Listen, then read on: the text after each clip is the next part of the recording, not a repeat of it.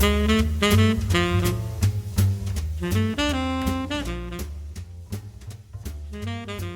Belinda. Welcome back on the show. Hi, Kimberly. I'm so excited to be here and talking to you again. Well, it's such a treat. And it's been such a journey, right, that we've been on through the Yeah. years of knowing each other and being in this stage of life. And so, I'd like to just really dive right on in and ask kind of how your perspective, and especially like as a writer, but as a human being, has shifted during this midlife journey. Yeah. Look, you've caught me at a fantastic time in my life. So it's a real high, but I have to say very honestly, it's taken a lot of work to get here. I am in a very, very good place. But the last decade has had some huge challenges for me. It's had huge challenges in my relationships, in my own journey, especially I think looking after an elderly parent. That's been a huge demand on me. And there's also been changes in my career. So, just to say a little bit about my journey and how I got to a really good place is, I didn't start the last decade very well. I had been in a long-term relationship that had been very happy, but things went terribly wrong and it became quite abusive and quite dangerous to be in. So I basically had to leave my home and leave a whole life behind and begin again, and not begin again as a 25-year-old, but begin again at a time where I thought my life would be stable and I thought it was kind of all planned and this is how my life was going to be. It was definitely not tranquility du jour. In those days, it was very, very, very difficult. And career-wise, it was also difficult because things are always changing in the book industry. I've been an author for 20 years, so I've seen a lot of changes. And I felt that I was becoming, perhaps like the faithful wife who's been around for years in the industry, but everyone's looking at the new, sexy, upcoming debut authors who are getting all the attention. And, so I felt a little bit of a sense of loss and maybe not being so relevant anymore. So I made that journey. And then with my father, who's been my beloved best friend and my, huge supporter, he's turned 93 this year. And yes, I know, amazing man, always been very inspirational, always been very interested in life and very curious. But he had a stroke. And so life was becoming more difficult. I was the sole carer for him. And I think it's really like you don't notice how much of a burden it's becoming over time because you're picking up more and more that he can't do. And it's also a very lonely journey because the person who's been there for you all your life, we weren't able to communicate the same way we were. He was becoming more unsure, more frightened, and the care level was becoming a lot. So it was like if you'd asked me even a couple of years ago what midlife was like, I would say it's really hard and I don't know what's happening. But fast forward to today, I would say I'm having the best time, ever because I've faced those things and I've gotten myself through those things. And there's a real wisdom that comes with that. And there's a real power that you said, I didn't just allow myself to get defeated. So I've just finished a book tour and a lot of people are telling me this book is the best book out of all my books and they've loved my books. And I thought it was because I've developed a level of mastery. You would think after 20 years of writing books, I would know how to write a good book. And I think for this one, I just thought, I don't care if they're telling me the market wants edgy stuff or more human beings being ugly with each other, because that was where I started in my career. People were telling me, people wanted grungy books and gritty books, not books about the human spirit. And I've stuck to who I am. And the book's been on the bestseller list in Australia. So, yeah, so it's been amazing. My dad is in aged care. And initially, after hating me and refusing to speak to me, and telling me I was the world's worst daughter. And I really felt like the world's worst daughter. He's now got a new lease on life. He's enjoying himself. He's got new hobbies. He's surrounded by companies. So he's thriving. And I, after 20 years of always having to deal with some difficult male, just now have this freedom to myself. And I've been following you for a long time, Kimberly, and I can say you'll be very proud of me. I think I'm finally living the ethos of tranquility du jour. Well, I so appreciate that. But B, it's so helpful also to just hear your trajectory, right? Because I'm sure many listeners can relate to changes in relationships, also Yeah, the aging parents and the dilemmas around that, and yeah, wanting to continue to be who you are and show up as you are in an industry you've been in for 20 years. And yeah, that this latest book is considered by some to be the yeah, best. Do you want to hold it up and yes, show our listeners or our yeah, watchers? yeah, watches. So it's the masterpiece and it's set in Paris, which I know that you'll appreciate. And it's set around an art mystery. So, and it's an epic love story. So I wanted to write about human beings overcoming great difficulties because it's set in 1946 after the war when things have been very difficult in Paris. And there's a lot of wounded, people that have come out of this catastrophe and how they're going to rebuild their lives. And that's really the kind of book that I want to write. I don't want to write about people being nasty to each other. And when I started my career, the books that people kind of wanted then were called grunge literature. Did you ever hear of that, Kimberly? About 20 years ago, it was really sort of like it was like Train Spotting, if you remember that film. It was very much about drug taking. It was about inner city living and a lot of alcohol and drug abuse and people behaving badly. And I thought, I don't want to write that kind of stuff. And it took me a long time to get published, but I really stuck to who I was. And I think there's a real payoff in not just following the market and what everybody tells you, this is what everyone wants, but following your own instinct and saying, well, if I want to write beautiful stories, and my stories have difficulties in them as well and things to overcome, they're not just, a skip through the meadow, but I wanted to write stories about the human spirit and about people overcoming things. And I've stuck to that. And it's come full cycle. Again, people are a bit tired of the nasty stories and the murder stories, and they wanted something epic and something beautiful. Yes. Well, you know what I love about this, and I think will resonate with listeners too, is feeling the need to be something that society expects them to be or the Yeah. industry that they're in, right? As an author. And, but, being able to kind of stick to, no, this is who I am, or this is how I Yeah. want to show up. And the good thing for you is it has brought you commercial success. And I'm just Yes. wondering for any other listeners who might be like, I'm sticking to my guns, or I'm having trouble sticking to my guns, and it just isn't quite getting me where I want. So I'm sure you've done some pivoting throughout the Yes. years also. Is Yeah. that accurate? Yeah. Look, I think with that, what I've discovered is there's a wisdom from experience that you can't. I mean, I enjoyed life in my 20s, but when I think about the things that I worried about, my focus, it's kind of ridiculous now. And so having seen life and having seen how things work out, and I've had a lot of success, but I've had a lot of failure to get to that success as well. And the failure has been painful. I can't say that I just breezed through it and thought I knew everything would come good. There's been a lot of failure. But I think what I've learned is when things aren't working, just take a little step back. And I've learned it's not always the situation. This is a little bit woo woo, but I think your viewers can handle a little bit of woo woo.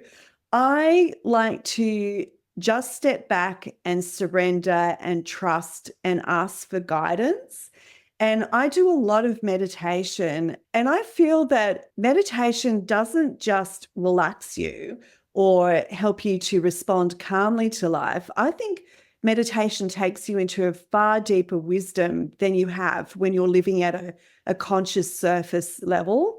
So I would recommend anyone that feels stuck, stop pushing for a while and just step back and look at your own energy. And I found in my life where things were really not working for me was when I would have what I would call desperation energy.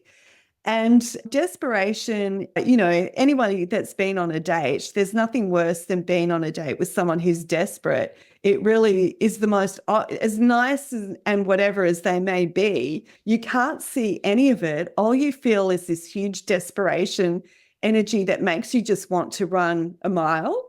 And I think sometimes I wonder if I've learnt this also from cat rescue, because I've rescued a lot of cats in my life. And I've realized that you can't force yourself on a cat. You have to let the cat learn to trust you and come to you. And with an animal, fast is slow and slow is fast. When you try and rush an animal, you'll end up with a lot of trouble and an animal that doesn't trust you. But if you go slowly with the animal, you can let the animal go at its own pace. And I think that's a good analogy for life. So when life is not working, when you're trying really hard and things aren't working out, and I've been in that position of working really, really hard on a book and somebody who's writing, 50 Shades of Grey, who didn't put the level of work into that book that I might have in crafting a book, becomes this mega success. It can be very disheartening, but I think you have to just keep bringing yourself back to yourself. Don't go into comparison, focus on your own lane and what it is you want to do, but just take a step back and maybe change your own energy so that you have a more relaxed energy about what you're doing. I really like that as a great reminder. And the fast slow is so important. We can all kind of keep in mind the idea of like the desperation, right? Because you Yeah. sense it, you feel it, notice Yeah. it in yourself, right? From time to time. And so I love that. That's really great advice. And it's a good reminder, I think, of just the ways in which we show up in the world, and Yeah. particularly in midlife. Yeah. Because I do believe that life wants us to succeed. All of us who are still here have a purpose that we are, yet to fulfill. Otherwise, we wouldn't be here. And I think if you can surrender that, yes, you are relevant, you are meant to do something that contributes, but just step back a little bit and just take a broader view and just give yourself a little bit of time to think, how am I going to do this? And what's really the true thing that I should be doing? And one of the things that have really changed for me, and this comes from hard-earned wisdom, is to really take what's called inspired action. So not necessarily just rush out there and do the first thing that comes to mind, but get myself into a good place, get myself feeling good, and then just be open to what sort of action I should take from that state of mind. And I have to say, it works so much better than, that sort of just rushing out on your own limited view of what you should be doing. And often that becomes what everybody else is doing.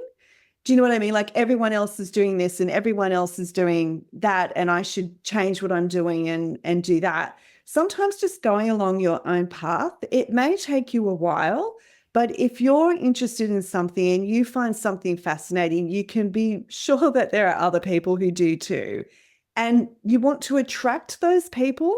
You don't want to try and be someone that you're not, because then you won't attract that tribe of people who really value what you do. Absolutely. I think that's such a great reminder, particularly as you think about, who does read your book and how it's not someone who would maybe read something grittier, Doesn't Yeah. mean they can't be exposed to other things, but I mean, there's certain people that are going to be gravitating to you. And Yeah. also, listeners, who do you gravitate to, right? And so recognizing these are the qualities or the values that are most important to me at this Yeah. stage in my life. And how do I surround myself with more of that? It's just as you've been talking, I've been thinking a little bit about legacy in particular, and us having the inspired action and the meaning and all of that that's so important.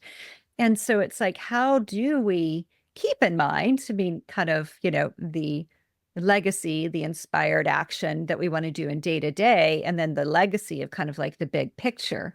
So, Yeah. how can we be doing things in our day to day through inspired action, right? That take us to what we're ultimately seeing for ourselves. And I do think this time of life, there's a bit more reflection that's going on, right? About a sense of legacy, what our work is, how we want to show up, that maybe wasn't quite the same. It was there, but not quite the same as our 20s, 30s. Would you agree?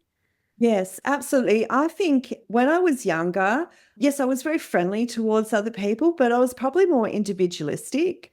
I, had my path that I wanted to do and the things that I wanted to do. And it was very much, I wouldn't say that I was selfish because I've always been a person who's volunteered and, seen a bigger picture. But I think the legacy, I think that's sort of coming from something deeper within me in how I view other people and how I am with other people. I think that I've become much more loving, if that makes sense, if I look at the relationship I have with my nephews who are now adults.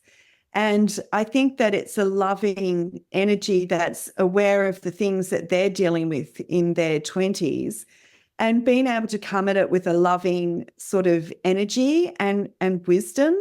And I think they appreciate that. They enjoy being around me because they know that they're getting wisdom that's not shoved at them, but wisdom that's coming from a place of I've been where you have been. And, this is how I would negotiate it. And this is what you can learn from my failure. And I wouldn't push my advice onto them, but I think that they appreciate that what I'm saying is coming from experience. And I think in terms of that with your legacy, you can't force it on anyone. It comes more from who you're being now and what you're radiating out. In terms of a bigger legacy, I, like you, Kimberly, have a tremendous love of animals. So I think one of the things that I want to do, and I'm using my platform as a writer, is to bring up those concerns about how we as human beings treat animals. And that to be our finer selves, to be at the next stage of evolution, we just can't treat animals the way that we have been.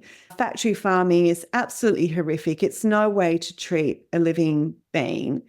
And those animals, like we are animals ourselves, and we share our DNA with them. In fact, we have, I think, something like 97% of our DNA we share with other animals.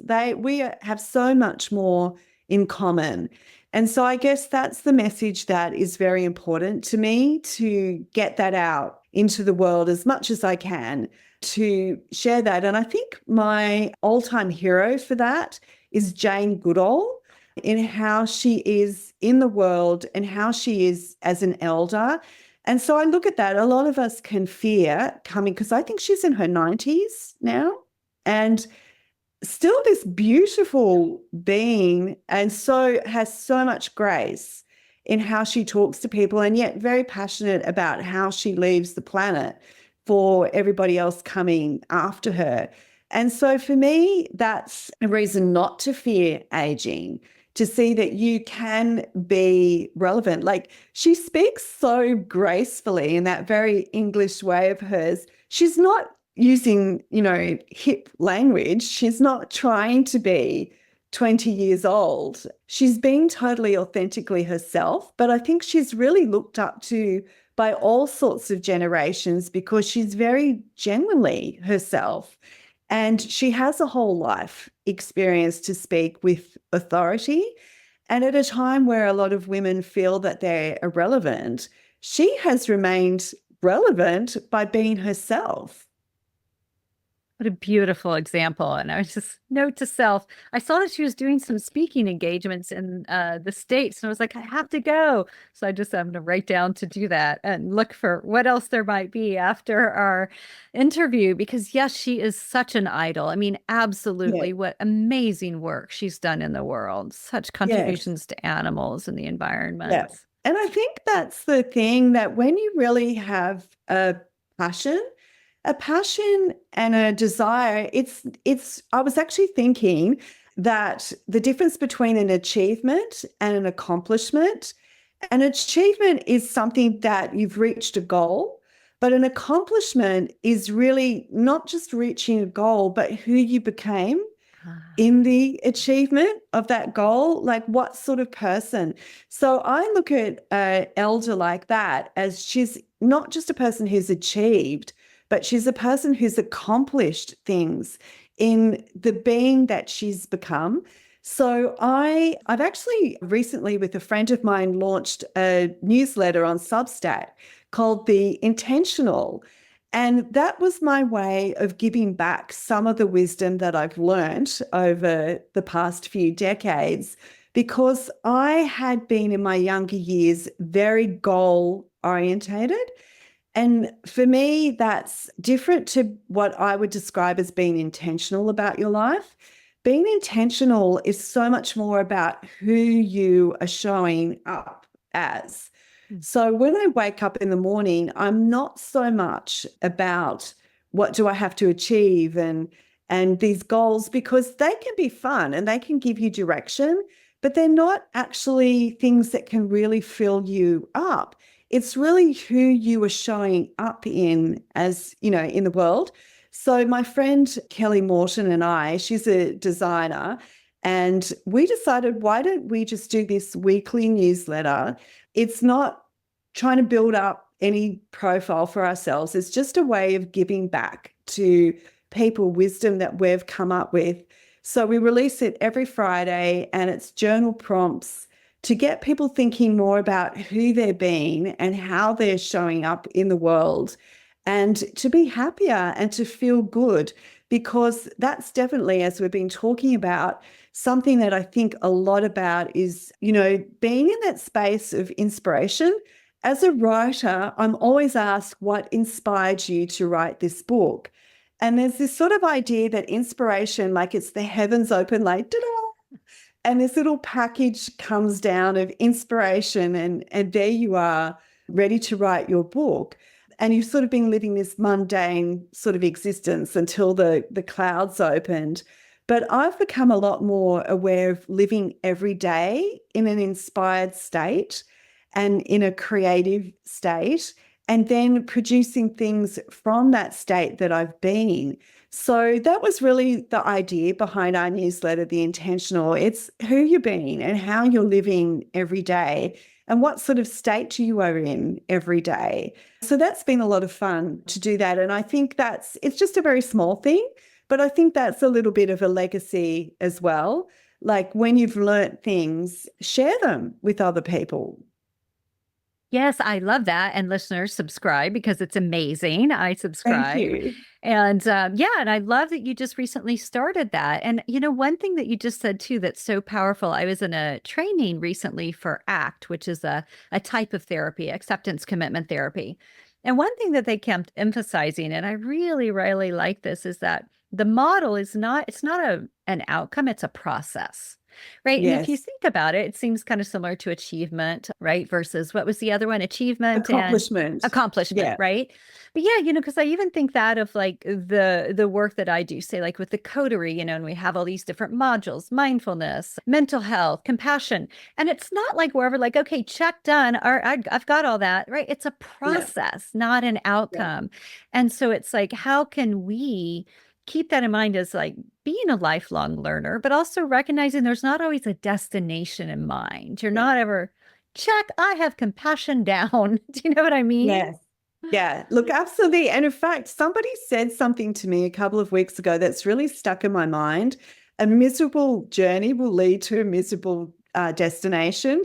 And it's reminded me that to focus on that journey. And the other thing that I think is very interesting is lessons keep coming back to us.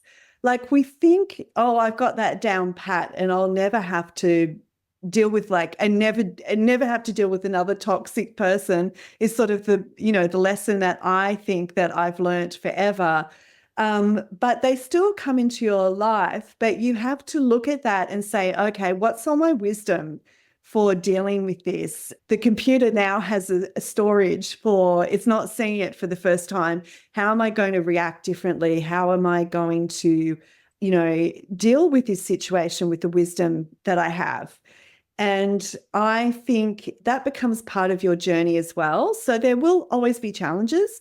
Like I'm in a very good place right now, but I know that there will be future challenges. It's just life. It is going to be that. But I think that you start to have that wisdom, you start to have a toolkit of how to deal with challenges. And you start to say, I've seen this challenge before. I know perhaps the way I reacted to it in the past wasn't very helpful. What did I learn from that? And I think it's like I'm talking about becoming a master in my writing. It's also becoming a sort of master in life, isn't it? And masters are never finished. Do you know what I mean? They're always growing and they're always learning. Yes, absolutely. And I think that's such an important piece. And for many in midlife, I do think it can be, like the second stage of life, right? And, maybe the kids have gone off to college. If you had kids, or you have the wisdom that maybe you didn't in your 20s and 30s, and you're looking at like, is this how I want to spend the rest of my life? Kind of looking at Yeah. what I have done so far, or are there shifts I want to make, right? So it's so important to be doing these regular check-ins and not to become completely self-absorbed, but not to wake up one day 10 years later and be like, Yeah. what am I doing? You Yeah. know? It's about being conscious. Yes. And it's like being the beautiful conductor of your life. Like you can't necessarily control everything. That's, I think, a wisdom that I've come to, that a lot of things are out of your control, except perhaps your attitude towards them and the mindset that you take towards things. But there are things you really can't control. And it's a wisdom that of knowing, what you can improve and things that you really just have to let be, yeah, as they are. Yeah, it's such a good reminder, right? Because we cannot control other people. We can't No, control our that's the environment. huge thing. That's the thing that you learn. I think, especially if you're a very earnest person Yes. and that you find a lot of things that have worked for you, you would like to share them with someone else. But if they're not interested, they're not interested. And yeah, that's definitely been a life wisdom, for me, is that you have to let people be themselves and to learn their own lessons and just love them, kind of as they are, as difficult as Right. that is sometimes. Yes, yes. But I think it's such a great reminder that ties into what do we have control over, right? Yes, And I mean, to the best of our ability, it's the way we react to things, right? It's our yes, mindset, it's the way we show yeah, up. And that, we're quite conditioned. So that's not always like fully in our control, but it is yes, something we can work with. And yet we can't necessarily, it's not about like changing other people or, it's like, yeah, how can we really like, why am I reacting so strongly to this? To yes, question and ask. And I think that can be really empowering, a little demoralizing at yes, times because you're like, but I want to change them to be more like me, right? But it's more of yeah, like, no, you're yeah, empowered to recognize you do have control over your yeah, reaction. yeah.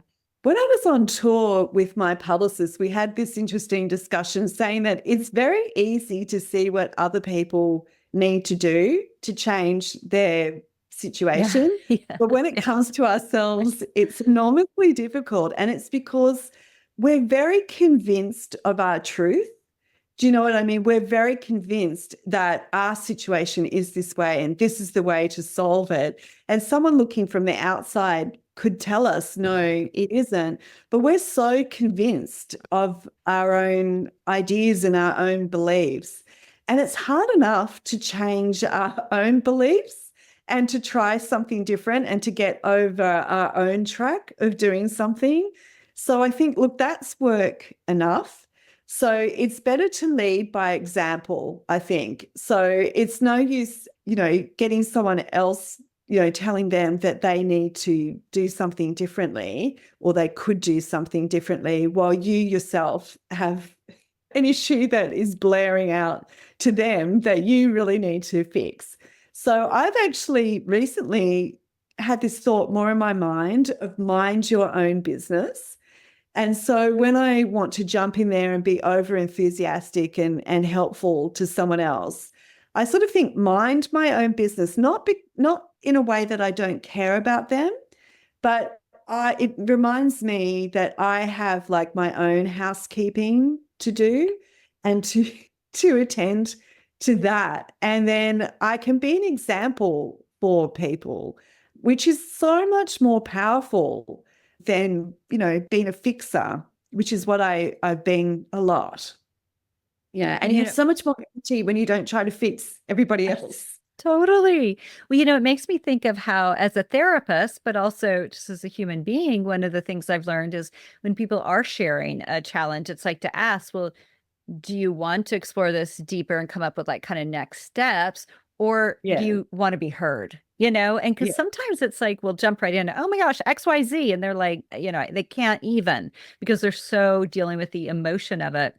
Whereas other times they're like, yeah, I do want some feedback. I do want some input, or just no, just hear me out. Let me just process Yeah. aloud.